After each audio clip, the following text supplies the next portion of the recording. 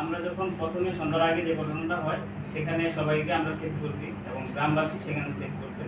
তো সন্ধ্যার পরে যে ব্যাপারটা হয় সেটা হলো আমরা যারা ছেলেরা ছিলাম তারা হলো বাজারে যাওয়ার পরে আমাদের উপরে একটা করা হয় ক্লাবে মীমাংসার নামে আমাদের ডেকে নেওয়ার পরে আমাদের নারী আমাকে আমার পরিচালক ওইখানে বিচারের ব্যবস্থা আমার যেতে দেয়নি। লাস্টের দিকে যখন গেলাম তখন ইউনিয়ন বিএনপি সভাপতিকে যখন আমি প্রশ্ন করলাম যে আপনি আপনার পরিচালক আমাদের পরিচালককে উনি পরিচয় দিচ্ছে আমার নাতি লাগে, সে হলো আমার নাতি।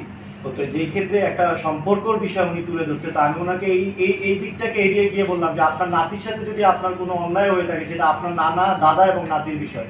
আমাদের যে আরো অন্যান্য কলাকুশলী যারা ঢাকা থেকে গিয়েছে তাদের যে শারীরিকভাবে হেনস্থা করা হয়েছে, তা এইটার জবাব কি দিবেন?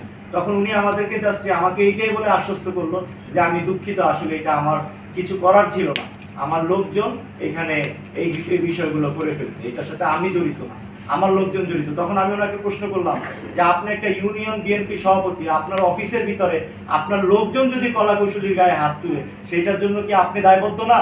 সেটার জন্য কি আপনি দায়ী না? অবশ্যই ওনাকে দায়বদ্ধতা নিতে হবে।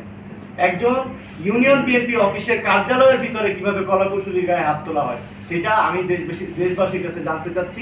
এটা হলো আগে আমাদের সবচেয়ে বড় দাবি যে বাংলাদেশে একটা সাংস্কৃতিক অনুষ্ঠান পরিচালনা করতে হইলে যদি এই ধরনের বিষয় ফেস করতে হয় তাহলে এটা আমাদের দেশের জন্য বদনাম ডেকে নিয়ে আসবে।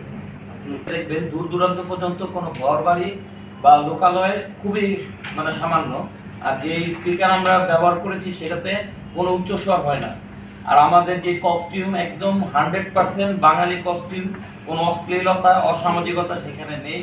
আপনারা আমাদের মিউজিক ভিডিও দেখলে একদম ক্লিয়ার হয়ে যাবেন এটা সম্পূর্ণ তার একটা বানোয়াট এবং মিথ্যা, নিজের অন্যায়টাকে ঢাকার একটা অপপ্রচেষ্টা। ভিডিওটা লক্ষ্মী শোনাবো এটা নিয়ে কোনো কথাই বলা হয়নি। যদি আপনাদের একটু সময় থাকে আমরা মিউজিক ভিডিওটা নিয়ে একটু কথা বলতে চাচ্ছিলাম, এই বিষয়টা ভালো যদি দুই একটা